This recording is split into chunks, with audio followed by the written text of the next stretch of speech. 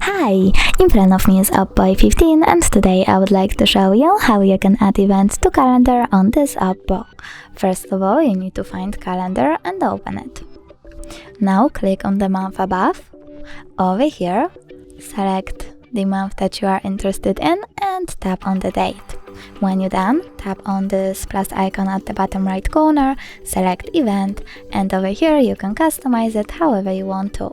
For example, you can add a title, choose starting hour, ending one, or turn off this feature completely by tapping on the switcher next to all day. You can also add people, set up notifications minutes, hours or weeks before. Click done, then add location. Click allow only while using the app. Type location over here.